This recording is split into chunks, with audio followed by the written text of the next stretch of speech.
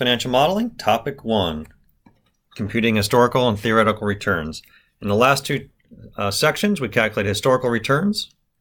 We then calculated CAPM and global returns for 7 assets. In this topic, we're going to calculate future returns using the Fama-French 3-factor models.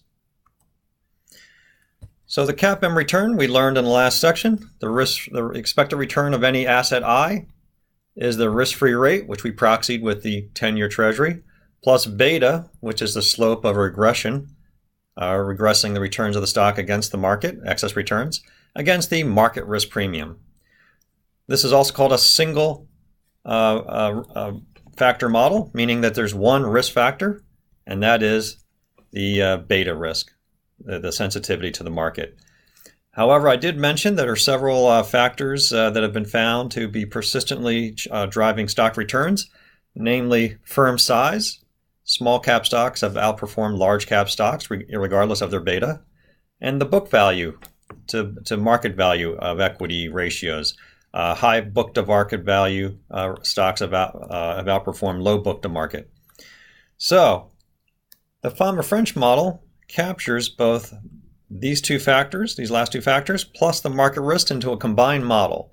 The Fama-French expected return of any asset I is the risk-free rate. Now, Fama-French commonly use T-bill rates instead of T-bond rates, plus the market risk times the market risk premium, plus the size risk, a measure of the size risk times the size risk premium. So we'll call this size. We'll call this market. And the last one is the book value, book to market ratio. So the Fama-French has 3 factors, market size and book. What I need to do is get 3 measures of risk using regression. Now in the Fama-French literature in their paper and then in the Ken French's websites, the firm size factor is sometimes called SMB, small minus big, and the book value factor is called high minus low, which is high book to market ratio over low book to market ratio. Now in practice, how these risk factors are calculated is we're going to regress again the stock returns against 1, the market, 2, to measure the sensitivity of a particular stock is to small cap outperformance. What we're going to do is we're going to regress the stock returns of, say, the first stock, Capital One, against the small minus big returns. So let's talk about that for a minute. Small minus big. What Ken French has done and made available on his website is he has a data set that shows that on a monthly basis, here's the returns of small cap stocks minus larger cap stocks, and he calls it SMB.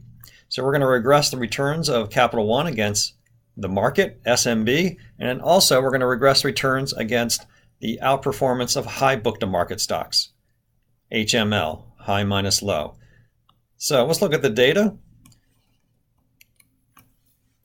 Back to our spreadsheet, which we developed over sections 1 and 2. So far, we have the historical returns and CAPM returns. If I come over and look at some more data, here's the Fama-French data set I got from Ken French's website. And what he has is for the same periods of time. That's the most recent there being February of 2019. I have the expected return of the stock market minus the risk-free rate of 339. I have SMB of 2.03%. So what this represents is in February of 2019, small cap stocks outperformed larger cap stocks by 2.03%. High minus low. So actually in February 2019, the high book to market stocks have underperformed by 2.82%. And there's my T-bill rate, which is a short-term risk-free rate for that period. If I go to my other worksheet in my workbook, it says Fama-French 3-factor. This is the actual data. I downloaded from Ken French's website. The market returns and SMB, HML, and risk-free rates from 1926 to 2019. I then turned those into percentages since these are entered as whole numbers and are not as decimals. And so what I calculated was over this entire period from 1926 to 2019, The market has performed 7.92% over the T-bill rate, so that'll be my market risk premium over T-bills. Let me enlarge that a little bit. So again, the over that entire period of time, Treasuries, the S&P 500 has outperformed the Treasury short-term Treasury rate by 792. Over that period of time, small stocks have outperformed large stocks by 250 basis points, or 2.5%. And high book-to-market stocks have outperformed low book-to-market stocks, that's the book value of equity and the market value of equity, by 436%, or 4.36%, or 436 basis points. So I'm going to use these as my three risk premiums. This one will be my market risk premium, my size premium, or SMB premium, and my book-to-market premium, or HML premium. Clicking back to topic 1, I have those three premiums, and here's the current T-bill rate. So what I now need to do is I have my premiums, I have my risk-free rate. All I need is 3 betas. I need 1 beta for each stock. I'm just going to calculate the Fama-French for these individual stocks. So what I'm going to do is I'm going to need to run a regression. And what I need to regress are the Capital One returns in excess of Treasury bill rates, and I already have that done right here. Looks like an AE16. That's simply the return of Capital One minus the T-bill rate, monthly T-bill rate. I then have that for Capital One, Walmart, and Brew. And I'm going to run a regression where I can regress these returns of Capital One against these three factors, and I want to use a multivariable regression. That means I cannot use 3 slope functions. I need to tease out the effects of each one of these and how they interact with each other. So what I'm going to do, first of all, you need to make sure you have a data analysis tab. You're going to go to File, Options, Add-ins, and for the rest of this course, I'm going to go down here. Make sure you have ToolPak, Analysis ToolPak, Analysis ToolPak VBA, and Solver add-ins. So make sure you always start with those. Usually if you do this one time on your PC, it'll stay on your laptop. You'll have it. So I'm now going to go to Data Analysis, Regression. Hit OK. The Y variable is going to be my Capital One returns. I'm actually going to include the label. I'm going to click on Label. And again, I'm going to click on my Capital One, Control Shift down. That's my Capital One returns. And then where it says the X variables, I'm going to go back to my Fama-French 3 variables and get the market, SMB, and HML, Control Shift down. So that looks like it's J15 to L74. Again, labels is checked. And then output, I'm going to put it right over here. Going to the right. And I have a little place here. It says regression results here. I'll click on that cell. Looks like it's A17. Hit OK. Overwrite that. Yes. OK. And there's my regression. That regression explained 81% of returns. That's the multiple R squared. These are my 3 betas. So it's got a 1.26 market beta, a 0.25 size beta, and a 1.05 market beta. I'm sorry, a book to market beta. So I'm going to have links to those 3 betas up here. So where it says COF, what's that, 03, I'm going to put the link to the market beta.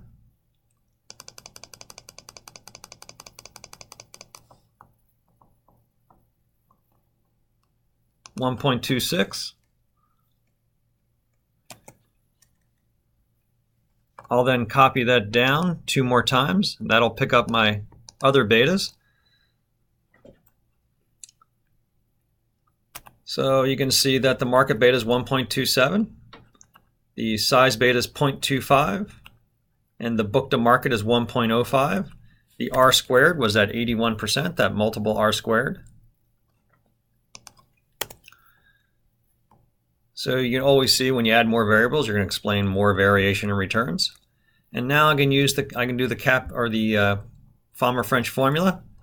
I'm going to take this T-bill rate plus these 3 betas times these 3 premiums. So I could do a formula that simply just says this risk-free rate here plus this beta times this market premium plus this beta times this market premium plus this beta times this market premium. But I'm going to use the sum product formula to calculate those last 3 terms. So I'm going to say equals the T-bill rate. Remember, I have to be consistent. Fama-French uses T-bills, not T-bonds. So that risk-free rate, I'm going to anchor that. Plus, by hitting F4, F4 will anchor the current cell reference. Sum product. That'll take the sum of the product of a number of variables. And what I'll do is I'll take these 3 betas. Whoops, went a little too far. Take these 3 betas, comma, multiply times these 3 risk premiums. I'm going to hit F4 again to anchor those 3 risk premiums. And there is my Fama-French expected return. Copy across, and these are my Fama-French returns for Capital One, Walmart, and Brew. The R squares, I can just have a link to the R squareds.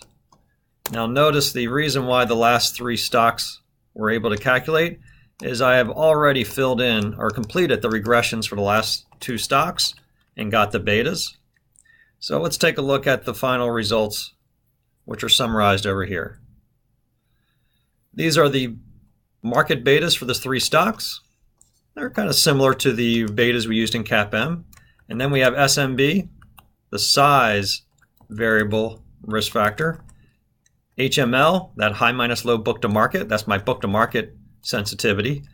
And what you see is Capital One tends to be sensitive to the returns of small cap stocks, even though it's not really a small cap stock.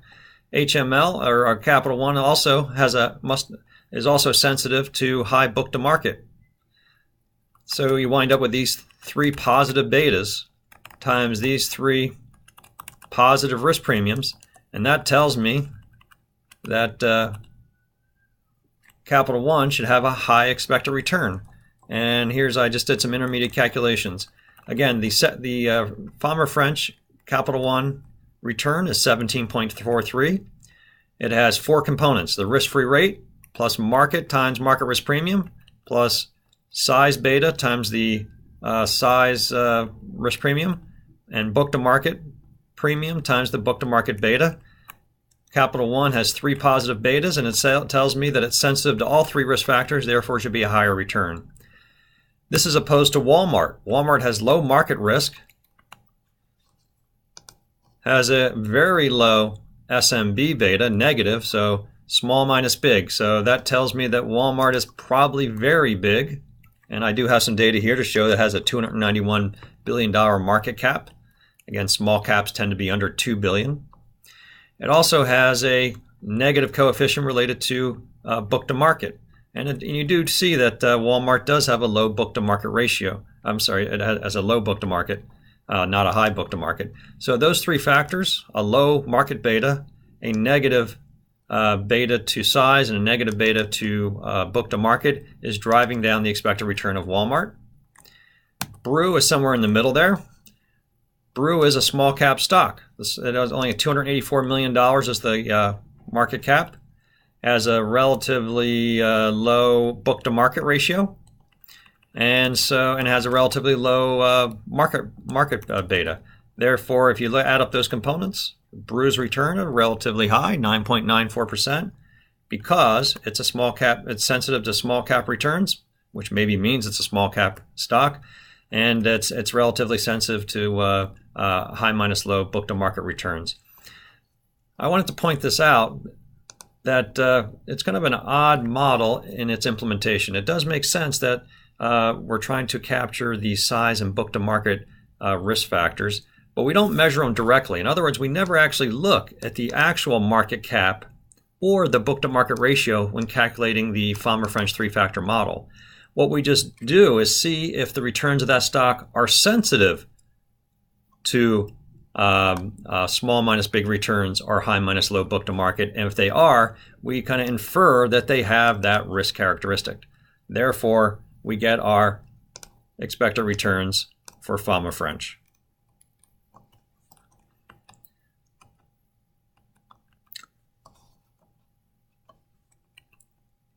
So there are our results.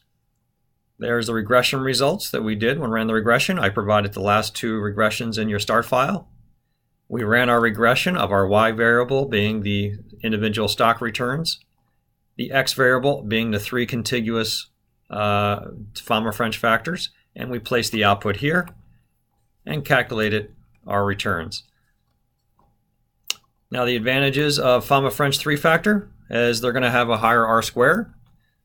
Anytime you add more variables, you're going to tend to get a higher R squared.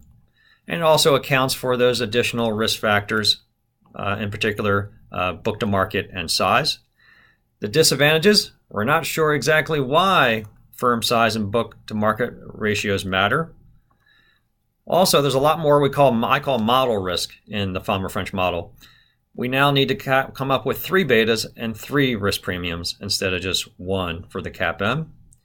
And in the end, you would be comfortable using Fama-French if you believe that the small caps will outperform and high book-to-market firms will continue to outperform in the future.